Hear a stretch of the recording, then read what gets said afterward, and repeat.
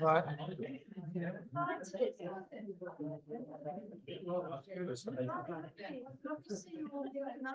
glad you're all coming here. So we're going to the hustings at Heads. We are going to be much more interesting than any old politician. No, I've got competition. So you haven't really, Mark. Mark Warby is going to talk about Bruce Bairnsfather. But before that, I think I've got a couple of things to tell you. One is that we may hopefully be able to give you a walk around Horsecroft Gardens in July. Got to be sorted out, a few things to be sorted out, but that is hopefully going to happen. So that will be a little summer social, you know, if we can make it work. And the other thing is the almshouses plaque is literally set in cement in front of the almshouses, along with the one for the Shakespeare Hotel. So they are the last two of the first phase of our pavement plaques. So that's settled, and then we've got another effort which is going to be our phase 2, and I'll just keep you up to date when that happens. So if they don't trip anybody over, or do nobody any harm. The idea is, thank you, Matt, that they do not trip anybody over. To make it away when people are reading them, but you know, it's a totally different scenario. Anyway, so to tonight, Mark apparently at school was given a project to do when he was 15, and it sounds like a far more interesting project than anything else has ever given around at school. And that led him to a lifetime's interest in Bruce Bairnsfather. So I'm not going to hang around any longer. Mark, please welcome our speaker tonight.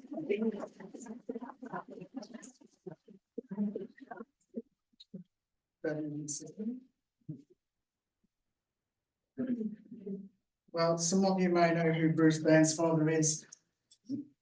Hopefully, I'll enlighten you a lot more about who he was and what he did, and his many connections with Stratford over the next 45 minutes.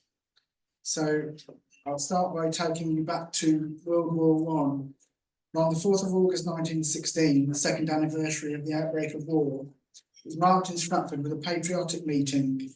From the stage of the Memorial Theatre, Mayor of Stratford, Alderman Archibald Flower, paid tribute to those who'd served and were serving at the front, adding that he was proud to think that among them who had been killed was a Stratford boy who'd done more possibly than any other individual to bring out not only the courage of our soldiers, but their indomitable cheeriness.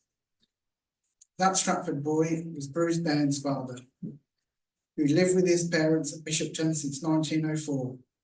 During the First World War, he became the most famous cartoonist of his time. His humorous fragments from France drawings of life at the front and creation of the character Old Bill brought him recognition throughout the English-speaking world when he emerged from the war a major celebrity. This is his story, but it begins a long way from Stratford. Charles Bruce Bairnsfather was born on 9th of July 1887 at Strawberry Bank Cottage, Muri, India, where his father was serving with the Indian Army. Brought home to England in 1895 when he was 8, Bruce spent the next 2 years living with his aunt and uncle in the hamlet of Thornbury near Bromyard. It was here that he first gained a love of rural English countryside, which remained with him for the rest of his life. Educated at the United Services College, Westwood Ho in Devon, from 1898 to 1904, early on in his time at the college, he gained a reputation amongst both fellow pupils and masters as the school cartoonist. In 1904, Bruce's parents settled in Stratford-on-Avon, renting the larger of 2 semi-detached properties known as Victoria Villas, which had originally been the Queen's Hotel at Royal Victoria Spa at Bishopton. This is the house on the right-hand side of this picture. Bruce was enrolled at the Army College, Trinity College in Church Street, preparing for the Army entrance exam, and his father also joined the staff as musical director. Next door to the Army School was Mason Croft, home to Stratford's famous resident, author Mary Corelli, who, as Bruce wrote many more than 30 years later, took a considerable interest in my future adventures. At the Army School, Bruce again became known as a school cartoonist, and along with fellow student Jack Orton, later a well-known screenwriter who worked with the likes of Will Hay and Arthur Askey, Bruce worked on the college magazine, which was liberally illustrated with his drawings. In the 1930s, several drawings by him were rediscovered on the walls of the former college. Weekends spent at home at Bishopton were devoted to indulging in his real passion, as he wrote later.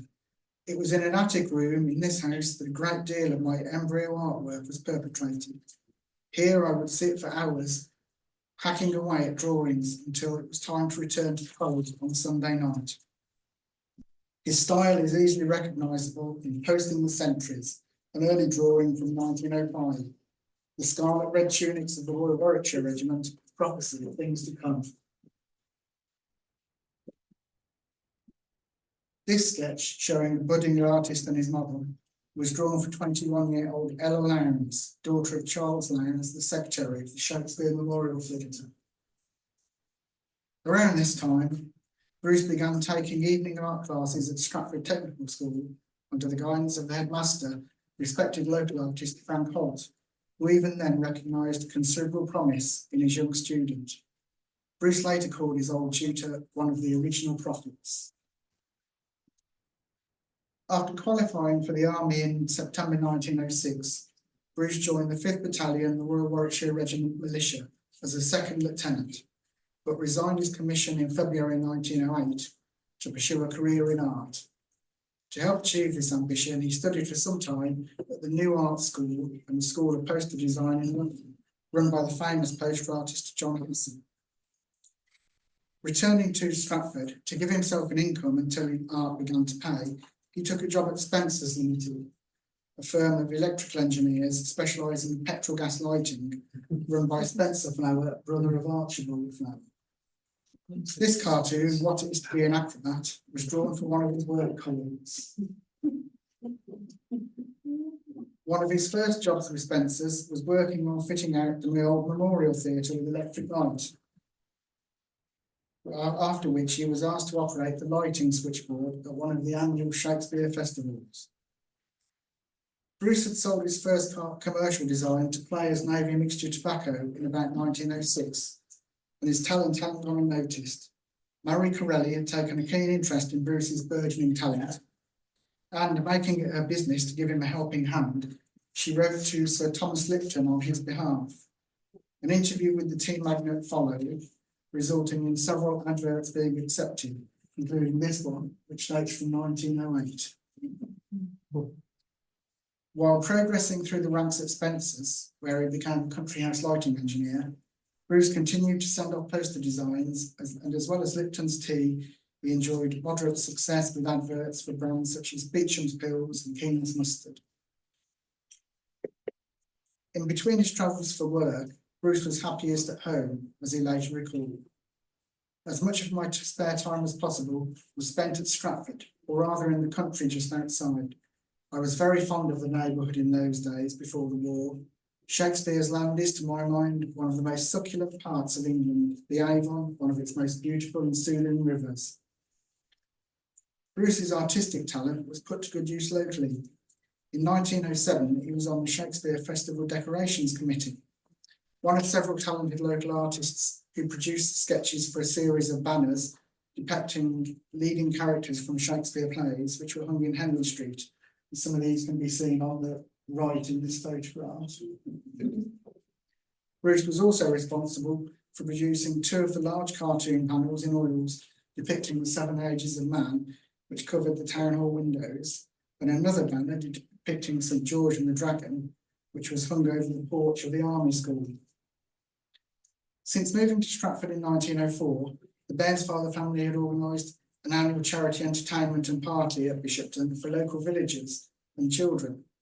Bruce took a very active part in these events, and in 1906 built a working model theatre, the Bishopton Empire Theatre of Varieties, with marionette puppets of all the leading variety styles. He devised a programme consisting of around 10 acts, and the Bishopton Empire proved a popular attraction at local entertainments, fetes and concerts in Stratford for a considerable time. This was the first of several theatres that he was to do. Bruce's artistic talent also took off in another direction as a stage performer. He had a real passion for variety theatre, and inspired by his heroes such as Mark Sheridan, Vesta Tilley and George Roby, he now saw an opportunity for himself as an amateur comedian. And he was a huge success at local concerts and charity entertainments. Developing his act, he soon gained a considerable reputation as a talented performer and became well known for his renditions of comic songs, often undertaken in the guise of a female impersonator. His performances gained rave reviews from the local press, with comments such as "a born comedian, his makeup and female impersonations fairly brought down the house," and "as a fashionable damsel with inevitable hobble skirt and large picture hat, so good was the disguise that until the song actually began, few suspected appearances are deceptive." By now, Bruce had also started painting landscapes, and in April 1910 contributed a fine painting of the canal at Bishopton to a Festival Club exhibition at the Memorial Theatre. This is that painting, and the view from the back of Victoria Spa Lodge at the Bishopton Canal is much unchanged apart from the bridge. In July 1910, Bruce joined Claire Verney, a cousin of Lord Warby de Brooke, and her family and friends from other distinguished local families in their annual pastoral pantomime, staged in the outdoor Beechwood Theatre in the gardens of Lightthorne Rectory. That year, the production was Robin Hood. Bruce took the role of Aunt Jemima, pictured here, and was the comedian of the piece, causing roars of laughter in his clever role. In January 1911, he played Widow Twankey in a pantomime of Aladdin at the Memorial Lecture Room in Stratford. He was easily first favourite all evening and gave a prostate address to the Emperor in good-humoured imitation of F.R. Benson. Although enjoying his popularity as an amateur performer, Bruce's ambition was still to become an artist, and he was constantly filling the pages of friends' autograph albums with sketches. The 1911 pastoral pantomime at Lightthorne was Jack on Beanstalk, and Bruce was splendid in his petticoats and female physiognomy as Jack's mother, Mrs. Brown. January 1912 saw him return to the Memorial Lecture Room with a production of 40 Thieves. On this occasion, Bruce produced the play himself, and as well as taking on the role of Ali Baba, a break from with his tradition of playing a female role. The local press thought Bruce was irresistible as Ali Baba, and they weren't alone. In the audience was his ardent supporter, Marie Corelli, who was so impressed by his performance that she felt he should have a career in variety theatre. Despite his protestation, he wanted to be an artist, not a comedian. She wrote to her friend Sir Edward Moss, chairman of Moss Emperor's theatre chain, to arrange an interview for Bruce. He went to London and was offered a trial on stage at the London Hippodrome, but declined, explaining his talent had been grossly exaggerated by Miss Corelli. In January 1913, at Compton Verney, he returned to his forte as a female impersonator in the role of Mrs. Crusoe, pictured here, in a new and original version of Robinson Crusoe, written by Claire and Robert Verney. As Mrs. Crusoe, Bruce was brilliant. She kept the audience in roars of laughter from her first entrance, and never while she was on stage was anyone given a moment's respite. On the outbreak of the First World War on 4th of August 1914, Bruce rejoined the Royal Warwickshire Regiment. Commissioned as a second lieutenant with the 3rd Reserve Battalion on the 13th of September, he went to France in November 1914, attached to the 1st Battalion as machine gun officer, and spent the winter of 1914-15 in trenches at the village of Saint-Yvon on the edge of Plug Street Wood in Belgium. It was there, in a ruined cottage valley 100 yards from the enemy, that he began to draw comic sketches as an antidote to the monotony of trench life. He began sketching on any odd paper he could lay hands on, and those early efforts were soon passed around the platoon to the amusement of fellow soldiers. He later progressed to drawing on the walls of the cottage he was occupying at Saint-Yvon. and soon there was hardly a room that didn't show evidence of his handiwork. Amid the grim reality of trench life, he observed many incidents, the memory of which he stored and later used as the basis for his Fragments from France cartoons. Situation shortly vacant. In an old-fashioned house in France, an opening will shortly occur for a young man with good prospects of getting a rise. That hat. Pop out and get it, Bert. Pop out yourself. Bruce's arrival in the trenches had come just 3 weeks before Christmas, and the realisation soon set in he would be among the many soldiers at the front line on Christmas Day. At the time, this was a depressing prospect. Although he didn't know it, he would participate in one of the most unique events of the war, the Christmas truce of 1914. There had been no shelling on Christmas Eve, and emerging from their dugouts on Christmas morning, Bruce and his fellow soldiers were met by strange goings-on from the German trenches, as he described. We suddenly became aware of the fact we were seeing a lot of evidence of Germans. A complete Boche head suddenly appeared on the parapet. This was replied to by all our odds and bills, until at least half a dozen or so of each were outside their trenches and advancing towards no man's land. Clad in a muddy suit of khaki and wearing a sheepskin coat and balaclava helmet, I joined the throng about halfway across to the German trenches. I strolled among them all and sucked in as many impressions as I could. I spotted a German officer, some sort of lieutenant or something. Being a bit of a collector, I intimated to him I'd taken a fancy to some of his buttons. We both then said things to each other which neither understood and agreed to do a swap. I brought out my wire clippers and with a few deft snips, removed a couple of his buttons and put them in my pocket. I then gave him 2 of mine in exchange. He later drew this map showing the site of the truce. The last memory Bairnsfather had of that day was a vision of one of his machine gunners, who was a bit of an amateur hairdresser in civil life, cutting the unnaturally long hair of a docile Boche who was patiently kneeling on the ground while the automatic clippers crept up the back of his neck. This scene was later the inspiration for this cartoon, Copper in the Trenches. Keep your head still, or I'll have you blinking ear on. On 19th of February 1915, the Stratford Herald published My Dugout, a poem sent to them from the front lines, emphasising the abysmal conditions of living in a dugout in the trenches. It was just signed BB and was typical of Bruce. Several months later, he made a drawing incorporating his poem, which was published in the Bystander on the 8th of December 1915. And this is one of my particular favourites. Shortly after this, Bruce was involved in an incident which led to his very first published cartoon. The ruined cottage he lived in narrowly missed being hit by a large attack of heavies, courtesy of the Germans. After the shells had landed, he and his comrades were all looking out through the battered doorway, and I think nearly everyone said a sentence which gave me my first idea for a fragment from France. Where did that one go to? There was something in the whole situation which struck me as so pathetically amusing that when the order of the Boche had calmed down a bit, I proceeded to make a pencil sketch of the situation. On his return to billets a few days later, Bruce made a finished drawing of the cartoon.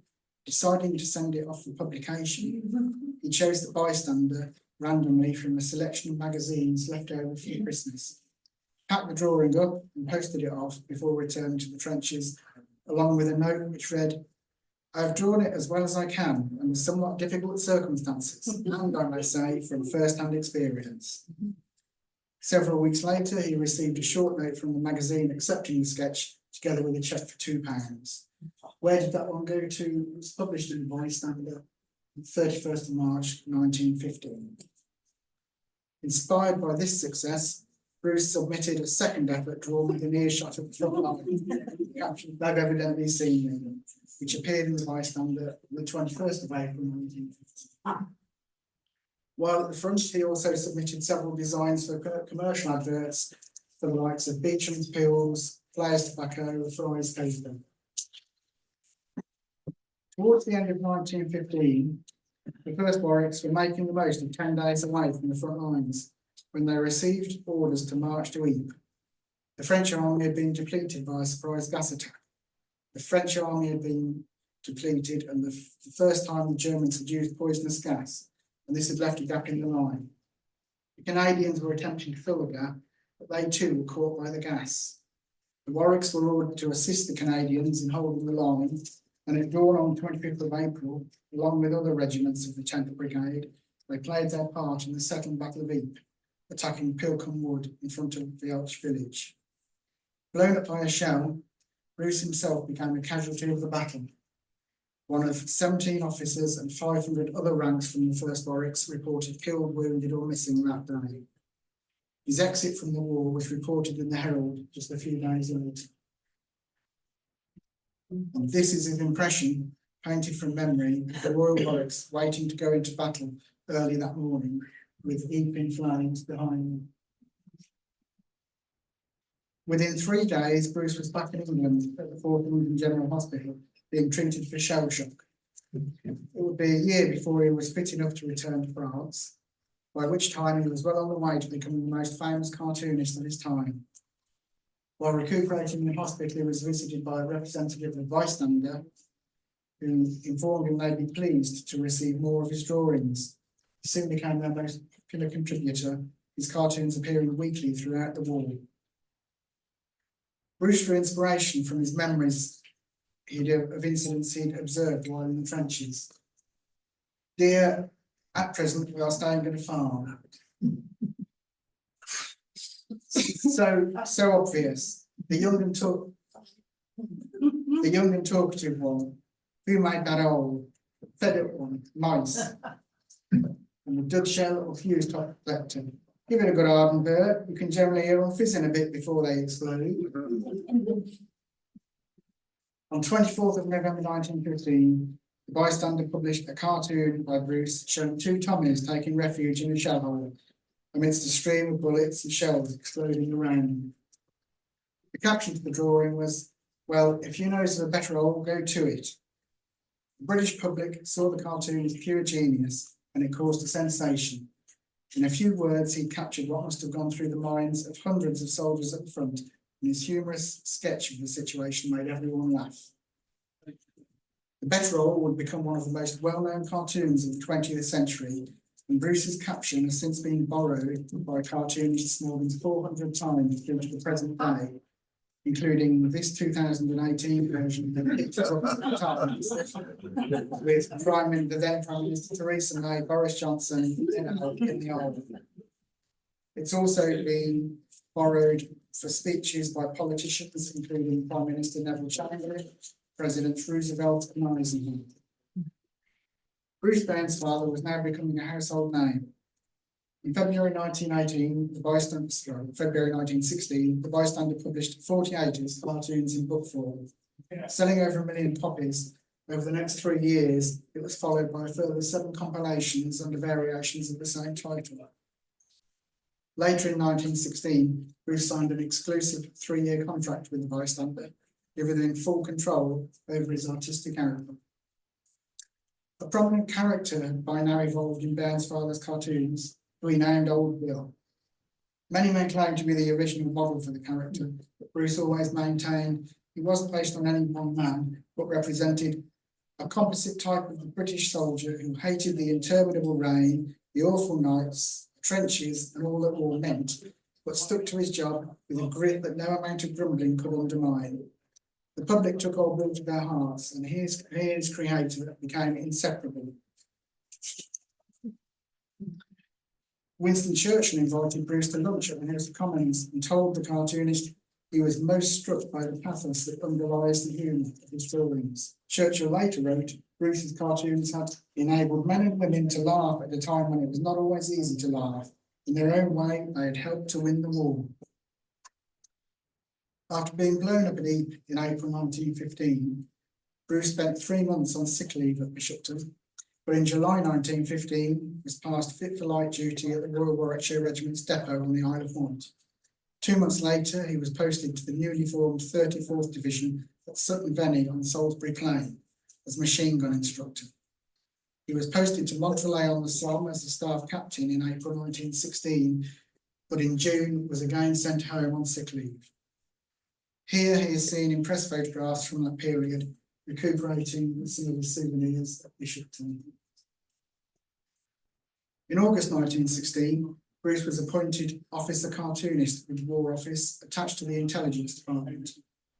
While continuing his weekly drawings for the Bystander, his work was also used by the War Office for propaganda purposes.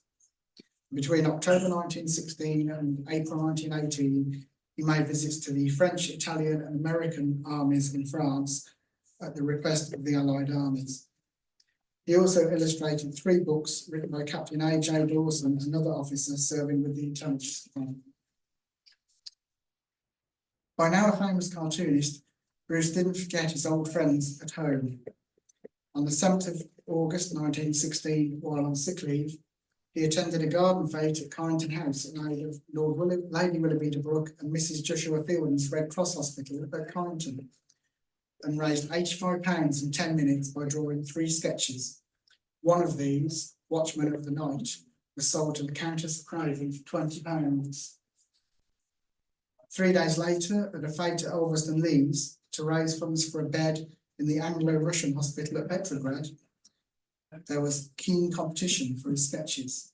And that same week, an original Bairnsfather drawing titled Out Since Mons, previously exhibited at the Graves Gallery in London, was displayed at W.H. Smith's in High Street, Stratford.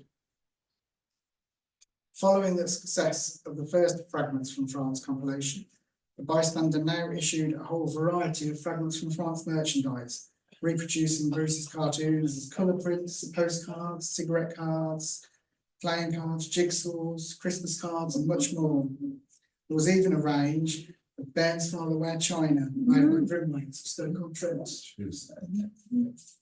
She's highly collectible today. Thanks to the income he was receiving now from his cartoons, he was now able to buy outright his parents' home at Bishopton, together with the adjacent semi-detached villa and the neighbouring former pump room of the Royal Victoria Spa. The whole property set in 6 acres of grounds. He had the 2 semi-detached properties turned back into one, creating a large studio for himself, the room on the far left of this photo. So this far half is now Bruce Lodge, and the 2 windows on that side are now Victoria Spa Lodge.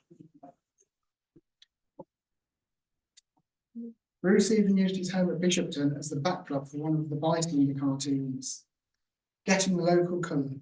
In that rare and elusive period known as leave, it is necessary to reconstruct the atmosphere of the front as far as possible to produce the weekly fragment. You see the house in the back is modelled on the house as it was then. The Bairnsfather family had now become very well known and respected in Stratford. Bruce's father was a Justice of the Peace for Warwickshire from 1912 and district recruiting officer for Stratford-on-Avon from 1915 to 1918. A member of Stratford Conservative and Unionist Association and a rural district councillor for Old Stratford and Drayton. He also took a leading role in local groups such as Stratford Choral Society, of which he was honorary conductor. Bruce's younger brother Duncan, also pictured in these photos, was educated at Kes and graduated from Sandhurst in 1916, serving with distinction in France and Italy. In December 1916, Bullets and Billets, Bruce's account of his first 6 months in France, was published, selling 50,000 copies in its first week. Shortly before the book was published, Marie Corelli once again took it upon herself to help her young friend, suggesting he engaged the services of her own literary agent, A.P. Watt Limited, to manage that side of his work. He did take her advice. A special limited edition of 100 copies of Bullets and Billets was issued in 1917, the frontispiece of each book being an original sketch by Bruce, this is an example, who asked his publisher to send a copy to Stratford-on-Avon Library with his compliments. I wonder where that copy is now. If anybody knows, let me know. Bruce's work continued to reach new heights. In collaboration with author Donald Hastings, he wrote a theatrical sketch titled Bairnsfatherland for Andre Charlotte's review Flying Colours, London Hippodrome, in September 1916. This was followed by a second sketch, Where Did That One Go To?, for Albert de Courville's Seesaw Review at the Comedy Theatre in March the following year. He was then persuaded to write a full-length play about Oakville in collaboration with Captain Ian and Arthur Elliott. The play was called The Betterall, and it was produced by Charles B. Cochrane at the Oxford Theatre in London on the 4th of August 1917. With Arthur Borchier, more well known for his Shakespearean roles, who had appeared in several of the annual festivals at Stratford as Old Bill. An immediate hit that ran in London for 15 months, a phenomenal worldwide success. In May 1917, the first in a series of fragments from France cartoon films was announced. Once more looking out for a friend, Marie Corelli mentioned Bruce's latest new venture to a literary agent, who now acted for both celebrities. And the agent wrote to him, as you can see, offering their services in looking after his business interests in this area. By now, Bruce was receiving praise from all over the world. Strand magazine called him a great humorist of the trenches. The Literary Digest in New York, a warlord of laughter. And in Australia, the Sydney Daily Telegraph said he was the greatest humorist in black and white that the war has produced. Closer to home, in his speech at the Kes Prize Day in July 1917, Sir Whitworth Wallace, director of Birmingham Museum and Art Gallery, referred to that gallant and distinguished young townsman, Captain Bruce Bairnsfather, whose sense of humour and power of expression, as portrayed by Old Bill, were quite unsurpassed. Bruce's fans wanted to know more about their favourite cartoonist, and his home at Stratford was now receiving considerable press attention. The Bystander ran a double-page feature on Bishopton, the beautiful Warwickshire home where he spends his leave with his parents, and the Graphic published a similar feature with photos of him with his parents and brother at the Spy House, which had recently been made newly comfortable and artistic. Bruce's fame enabled him to be a generous benefactor to local causes, including his paying for electric light to be fitted at St Peter's Church at Bishopton in 1917, and making a considerable donation of £50, equivalent to over £4,000 today, to Stratford War Hospital. Stratford's most famous former resident didn't escape the attention of the town's celebrated cartoonist. In the Bystander Annual 1917, Bruce contributed a series of cartoons on the theme Old Bill Through the Ages, including this drawing of Old Bill and a certain poet and playwright, the only authentic portrait of the Bard of Avon, holding converse with his next-door neighbour, Master William Busby. He is obviously reading him that sonnet, There Was a Young Lady of Stratford. In 1918, The Betterall was made into a full-length film by British production company Welsh Pearson and achieved worldwide success. In September 1918, Bruce's services were requested by the Australian government to aid recruitment. As he prepared to set off for America en route to Australia, his old friend Marie Corelli penned a glowing tribute to him, writing from Mason Croft. She said, Bruce Bairnsfather has won the hearts of our fighting armies. A few touches of his graphic pencil and he has linked to himself the interest and affection of thousands of the bravest men the world has ever seen.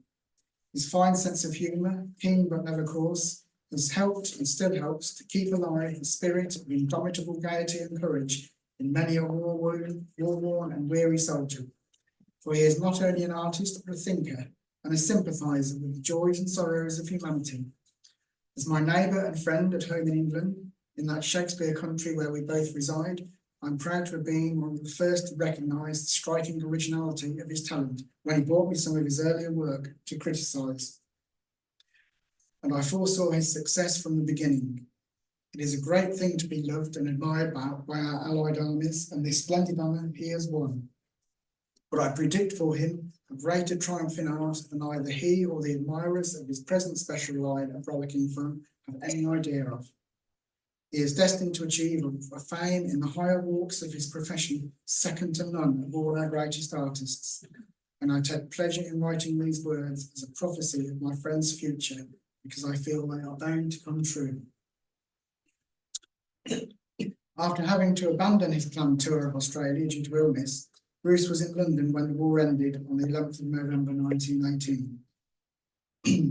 few weeks later, to celebrate the armistice, he entertained the villagers of Bishopton in right royal fashion, with tea and a concert, during which he put on the motley of other days and impersonated the dance of pantomime in inimitable style, creating much merriment.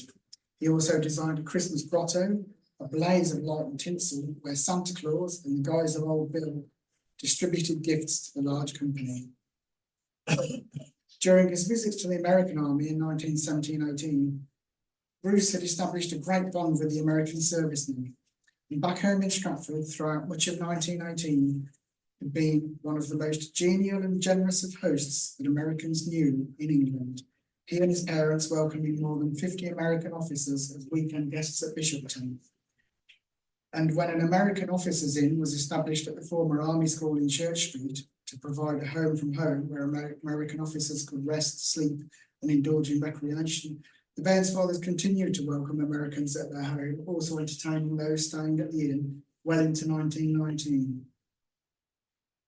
Bruce continued to draw for the Bystander after the war, his last cartoon appearing in late 1923. He was also editor of his own weekly Fragments paper, which ran from 1919 to 20. In early 1919, he undertook a lecture tour of the UK. Introducing him at London's Queen's Hall, General Sir Ian Hamilton said that the creator of Old Bill had rendered great service to his country, both as a soldier and one who has done much to lighten the darkest hour.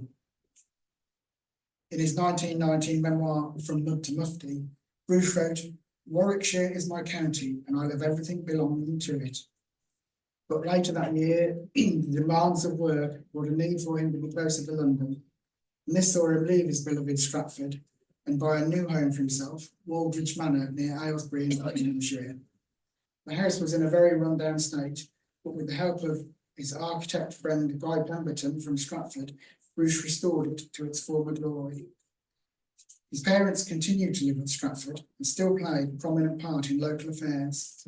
Major Bairnsfather continued to fulfil his duty as a magistrate, and at the Shakespeare birthday celebrations in 1920 and 21, had the honour of unfurling the flag of India in the annual Bridge Street ceremony, a role he'd last undertaken in 1908, on which occasion he unfurled the Commonwealth of Australia flag. And at the Kes Prize Giving Day in 1920, Mrs. Bairnsfather presented the boys with their prizes, including silver cups given by Major Bairnsfather and their younger son Duncan. 1920 saw Bruce take a coast-to-coast tour of America, the first of 11 lecture tours he'd undertake there over the next 30 years. On his return to London, in January 1921, Bruce married an Australian divorcee, Cecilia Agnes Scott. Their daughter Barbara was born on Boxing Day 1922. Also in 1922, Bruce put his famous character in Parliament in a new play, Old Bill MP, with Edmund Gwen in the title role. Cartoonist appeared as himself in the play, and immediately following its London run, was signed up for a 22-week tour of the Moss and Stoll Variety Theatres, and then undertook a 7-month vaudeville tour of America. Bruce's parents finally left Bishopton and Stratford in the summer of 1922, moving nearer their famous son's home in Buckinghamshire. Spa House was put on the market for £4,500. It would take over a year and 5 price reductions to sell. Major and Mrs. Bairnsfather's departure ended the Bairnsfather family's association with Stratford, although Bruce's mother did return to the town to attend Mary Corelli's funeral on the 26th of April 1924. One of the legacies of Bruce's local associations and a series of 12 adverts he drew for the Flowers Brewery, believed to have been in use in the 1920s. Financially crippled by a failed theatrical venture in 1925, Bruce retreated to America, living almost permanently in New York, except for a year in Canada, until 1932, contributing to American magazines such as Life, Judge, and The New Yorker. In 1926, the Beth role was filmed in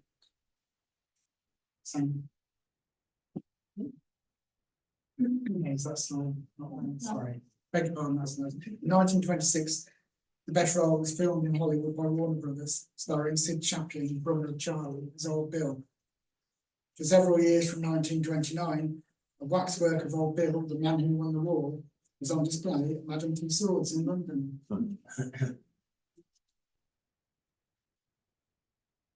Through the 1930s, Bruce contributed cartoons and articles to periodicals and newspapers in England, including The Passing Show and Daily Herald. In 1934, he was recruited by the British Legion to help boost membership. British Legion published a monthly Bairnsfather cartoon under the title The New Fragments. There were also more American lecture tours, and between 1935 and 1938, he toured the variety circuit in England. In October 1936, Bruce became the first celebrity cartoonist to appear on television, participating in the BBC's first test transmission from Alexandra Palace. By 1939, he'd made 6 appearances. Here he is seen in a 1937 television documentary.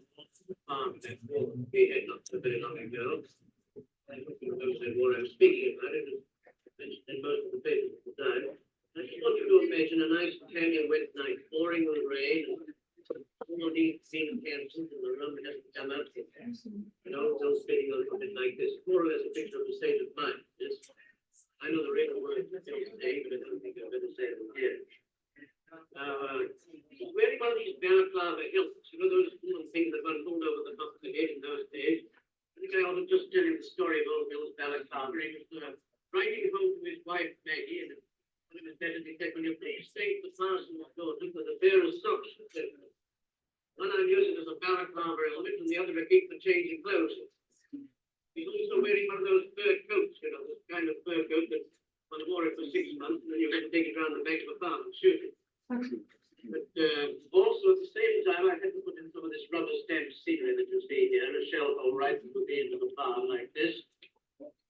And 3 pieces of wood that something had ever knocked down like that.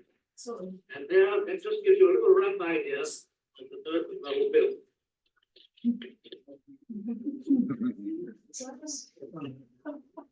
In 1938, with another war looming, his services were again called on by the bystander, who were no doubt hoping his cartoons would recapture the popularity they'd enjoyed back in World War I.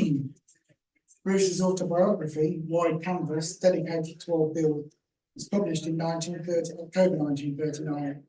In the opening chapter, he recounted his time as an electrical engineer in Stratford, working on fitting the electric light at the old Memorial Theatre.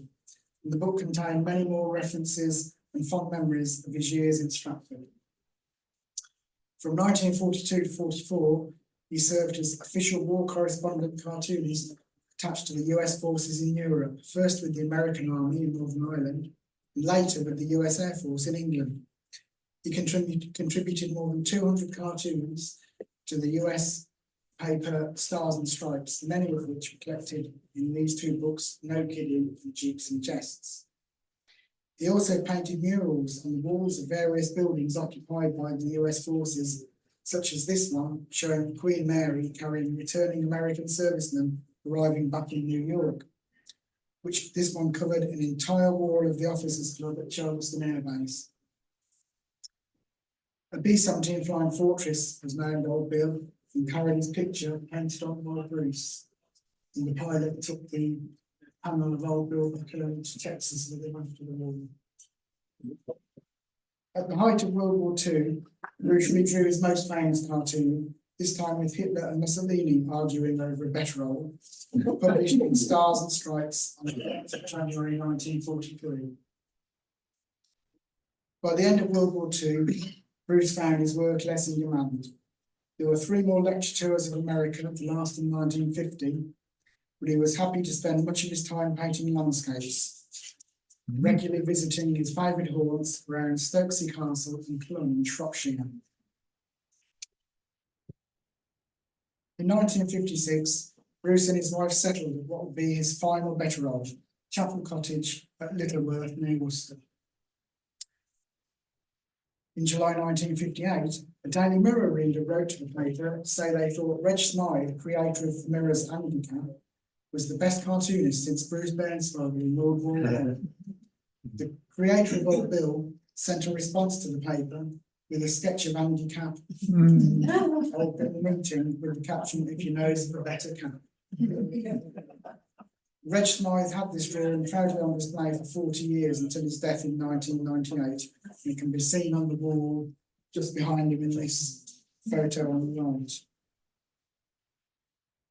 Captain Bruce Bairnsfather died at Worcester Royal Infirmary on 29th of September 1959, aged 72.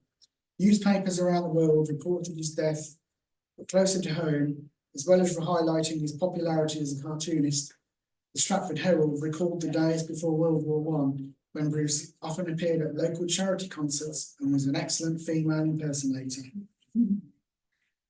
His ashes were interred at Cheltenham Gardens of Remembrance. His plaque there bearing the inscription, "Creator of Old Bill." Even in death, Bairnsfather could not be parted from his famous character. Although largely forgotten in Stratford today, Bruce's name lives on at his former home.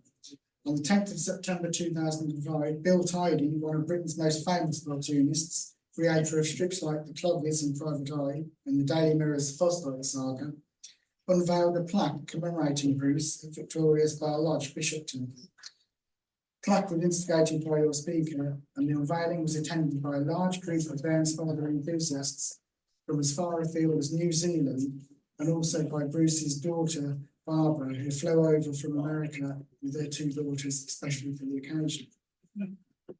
Almost a decade later, in their winter season for 2014-15, the Royal Shakespeare Company staged The Christmas Truce, a new play written by Phil Porter to commemorate the centenary of the famous truce of Christmas Day 1914.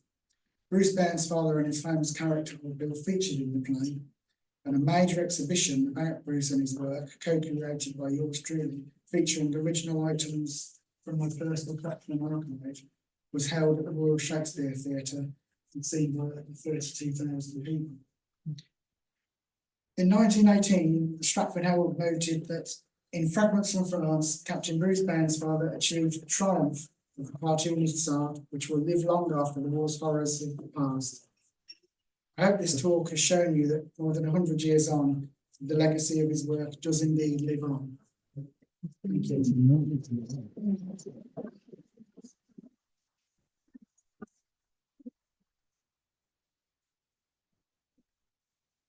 Any questions, anybody? Just as a matter of interest, where was the Bishopton Empire Theatre? It was a portable one. He built it so he could carry it around. He used it at home at Bishopton. It was a pop-up kind of. So yes, it was fully working and full electrics and everything worked. But it was just made portable so he could take it. For instance, he went to events, say at the Town Hall or to a fete somewhere, and he'd take it and set it up there and give performances. That was a passion of his. He made his first model theatre when he was about 10, and then he carried on making them. So he made about 2 or 3 at Bishopton because one got destroyed by a flood. He made his last one in about 1940 when he lived in Sussex.